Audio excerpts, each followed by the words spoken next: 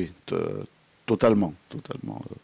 Je suis très satisfait de la progression du groupe Nexans Maroc, aussi bien au Maroc qu'en Afrique, Afrique de l'Ouest et Afrique centrale, puisque aujourd'hui nous sommes un effectif sur l'ensemble de cette région d'à peu près de 800 personnes et que nous avons fait progresser l'entreprise.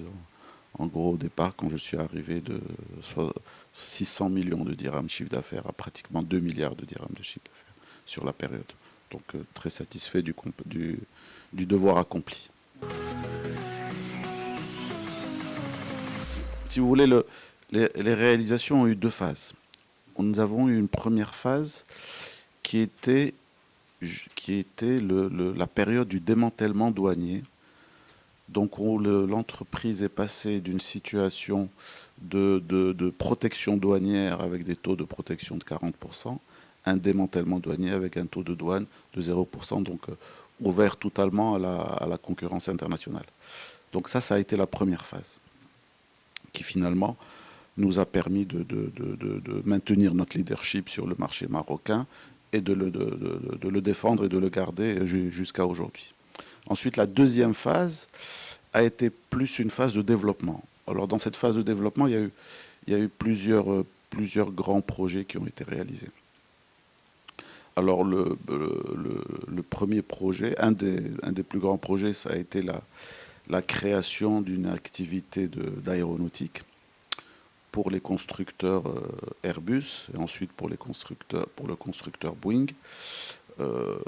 Cette industrie aéronautique de fabrication de câbles pour les avions Airbus a placé le Maroc parmi les 4-5 pays dans le monde à fabriquer ce type de produit pour ce client.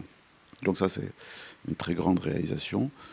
Deuxième réalisation que nous avions faite, c'était à l'époque de la construction de la ligne à grande vitesse le Borak, entre Casablanca et Tanger, où dans le cadre du marché de la compensation industrielle signé avec le gouvernement marocain, il a fallu créer une industrie de fabrication des câbles et de fabrication d'armoires électriques pour les trains à grande vitesse.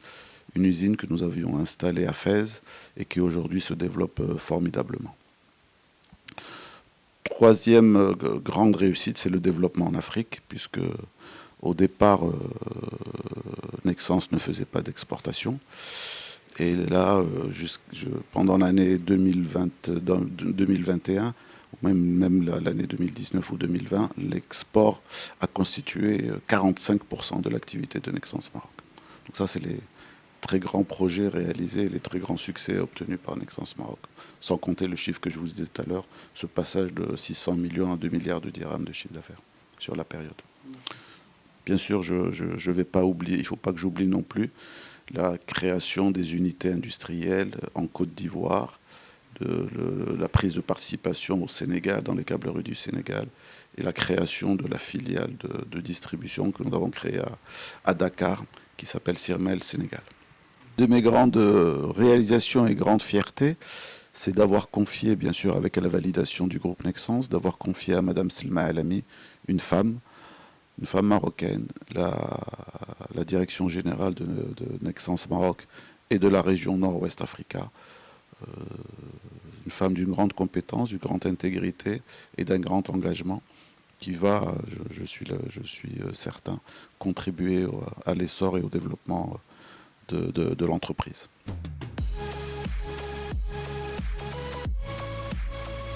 Nous avions effectivement, pendant les années 2004-2005, nous avions lancé une activité câble automobile que nous avons arrêtée 5 ou 6 ans après. On n'avait pas vu qu'à l'époque, le marché est en train de tourner, de changer totalement, où il fallait devenir un acteur mondial dans cette industrie de l'automobile, alors qu'au niveau de Nexans Maroc, nous étions qu'un acteur bien sûr local, et que les clients, que ce soit les grands constructeurs automobiles, exigeaient de chaque industriel de pouvoir les livrer le même produit à travers toutes leurs usines dans le monde. Et à l'époque, je vous ai dit l'époque 2000, grosso modo en 2005, période 2005, nous n'avions pas également toute l'organisation logistique, l'organisation même industrielle qui nous permet de livrer dans l'ensemble des régions du monde. Et ça, on ne l'avait pas vu à l'époque que le marché était en train de changer.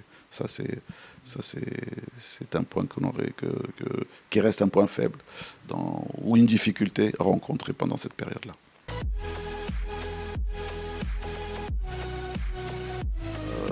Excellent. Vous savez, j'ai été le premier Marocain auquel le groupe Nexans a fait confiance pour diriger le groupe, pour diriger la société Nexans Maroc. Ensuite, ils m'ont donné la responsabilité sur cette zone maghrébine et africaine, ce qui est une preuve de grande confiance. Et bien sûr, je remercie tous les dirigeants du groupe Nexans qui m'ont apporté cette confiance. Et les relations ont toujours été bonnes. Nexans a énormément investi au Maroc.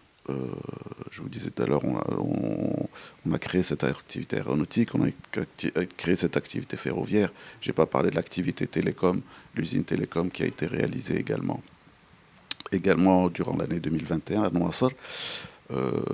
Donc les relations ont toujours été excellentes, la confiance a toujours été là, la confiance en moi, mais également la confiance en toutes les équipes Nexans Maroc.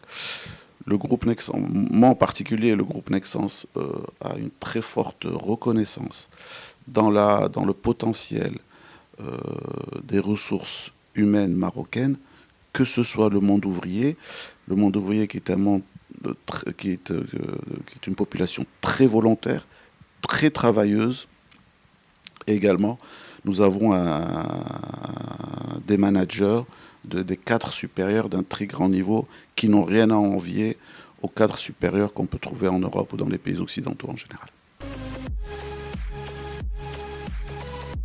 Nexans Maroc, il n'y a aucune raison qu'elle ne continue pas à se développer avec aujourd'hui la stratégie du groupe, la confiance que fait le groupe dans les équipes marocaines et dans le Maroc en général, et également avec tous les enjeux ou les challenges qui ont été identifiés. Bien sûr, ce développement se fera aussi bien au Maroc qu'en Afrique, continuera à se faire en Afrique. Il devrait également se faire en utilisant la compétitivité des usines marocaines pour prendre plus de parts de marché dans des pays européens ou autres. Et bien sûr, il faut gagner aujourd'hui tous les enjeux futurs, à savoir l'industrie 4.0, le développement des produits, le développement des process en tenant compte des décarbonisation et de l'émission de zéro carbone d'ici au maximum 2030. Donc avec tous ces enjeux qui sont identifiés et qui, je suis persuadé, seront réussis, Nexans Maroc devrait continuer à progresser à une vitesse aussi forte qu'elle a progressé sur ces 10 dernières années. Pour vous donner un chiffre, sur les 10 dernières années, Nexans a progressé en gros son résultat de 6% en moyenne par an. Il n'y a pas de raison que cette croissance-là ne se perpétue pas. Mais ça a été une période extrêmement difficile, à la fois extrêmement difficile et extrêmement enrichissante. Difficile parce qu'il fallait gérer cette baisse très forte d'activité. Sur le marché marocain, nous avions grosso modo une perte d'activité de 70%, au moins pendant les 4-5 premiers mois de la pandémie. Par contre, heureusement, je parlais tout à l'heure qu'on avait 45% d'activité à l'export. L'activité à l'export n'a pas baissé, absolument pas. Donc baisse d'activité de 70% sur le marché marocain. Et on a eu des équipes extrêmement mobilisées, de façon formidable, avec une organisation du travail qui s'est faite, tout le monde était en télétravail, avec une organisation qui s'est faite tous les jours, même toutes les demi-journées, avec des réunions téléphoniques toutes les journées pour suivre l'activité, pour être certain que les usines n'ont jamais arrêté de travailler, justement grâce à cette activité export. Et de toute façon, on ne voulait pas, pour préserver les emplois et pour défendre notre personnel, on ne voulait pas arrêter les personnes. Donc les usines ont continué à fonctionner à temps plein. Et les équipes administratives, financières, commerciales, etc. ont été extrêmement mobilisées. Je les remercie, de tous les efforts qu'ils ont faits, tous les sacrifices qui sont faits. Parce que pendant cette période-là, je dis encore une fois, une période extrêmement enrichissante. Je ne pense pas qu'on revivra de telles périodes à l'avenir. Et gérer 800 personnes pendant ces difficultés, ça a été, en tout cas pour moi personnellement, une formidable expérience, même si extrêmement difficile, mais une formidable expérience.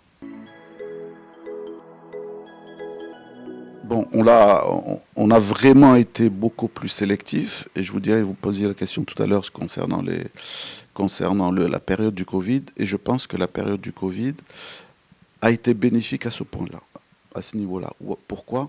Parce que nous avions tous pris conscience, que ce soit nous industriels, que ce soit nos clients, nos distributeurs, nous avons tous pris confiance que si on voulait s'en sortir de cette période de crise, il fallait que tout le monde serre les délais de paiement. Donc il y a eu énormément de travail, de communication et de durcissement de la situation pour réduire les délais de paiement. Et alhamdoulilah, les délais de paiement ont été réduits. Aujourd'hui, on est juste un peu au-dessus de 90 jours, 92 ou 93 jours. C'est une très bonne réalisation pour l'intérêt de tout le système économique, hein, pas que seulement celui de Nexans Maroc. Et je pense que, je suis même certain qu'une prise de conscience a été faite sur le tissu économique marocain, que les délais de paiement ne pouvaient plus rester au niveau où ils étaient avant, et que les entreprises ne pouvaient plus se permettre de payer leurs fournisseurs ou d'être payés à des délais non maîtrisés. Ce qu'on peut dire sur la bourse, le retrait de la bourse, comme Nexans a communiqué dessus, c'est que l'action Nexans Maroc était très peu liquide, puisque Nexans Maroc détenait 83% du capital, et que sur la bourse de Casablanca, l'action était très peu liquide, et que Nexans n'avait pas besoin justement de cet apport financier de la bourse pour financer son activité. Bon, déjà, je garde quelques missions pour le groupe Nexans. Je reste administrateur de Nexans Maroc et des filiales marocaines et africaines. Je garde un rôle de conseiller auprès de Nexans, et je garde également un rôle de participer à l'expansion à travers la croissance externe de l'expansion de Nexans au Maroc et en Afrique. Parallèlement à ça, j'ai monté une société de conseil pour la performance des entreprises. En fait, c'est une société qui va accompagner les entreprises pour leurs besoins de développement, que ce soit besoin de développement commercial et marketing, ce qui a été mon background initial, que ce soit de la performance industrielle, qu'on soit au niveau de la compétitivité de l'entreprise, au niveau de son expansion industrielle, ou que ce soit au niveau des problématiques financières, comme justement la réduction des délais de paiement ou l'amélioration du working capital ou du free cash flow de façon générale. Aujourd'hui, cette entreprise est opérationnelle depuis le 1er février, juste après mon départ de la direction générale de Nexans Maroc. L'entreprise que je viens de créer s'appelle Coperf. Coperf, Conseil pour la performance des entreprises. Elle est située à Casablanca. D'accord. Dans le cadre de cette entreprise, donc j'assure toutes ces missions pour le groupe Nexans. Déjà. Et bien sûr, pour d'autres entreprises, mais elle est ouverte à accompagner les entreprises, quels que soient les secteurs. Bien sûr, toujours dans les sujets dont je vous ai parlé tout à l'heure, hein, la performance industrielle, commerciale, marketing ou financière. J'ai un grand background commercial, marketing, donc que ce soit des industries, des organisations industrielles, ou que ce soit des sociétés purement commerciales. Parce que dans le groupe Nexans, ce que je n'ai pas dit, dans l'activité Nexans Nord-Ouest Africa, on a des sociétés industrielles, Nexans Maroc Nexans Côte d'Ivoire, les câbleries du Sénégal, etc. Mais on a également des sociétés commerciales. Je ne sais pas si vous connaissez la société Sirmel, société d'importation de présentation de matériel électrique, qui sont des sociétés purement commerciales, dont j'ai également assuré la présidence et la direction générale pendant un certain nombre d'années. Donc je connais bien le métier de la distribution.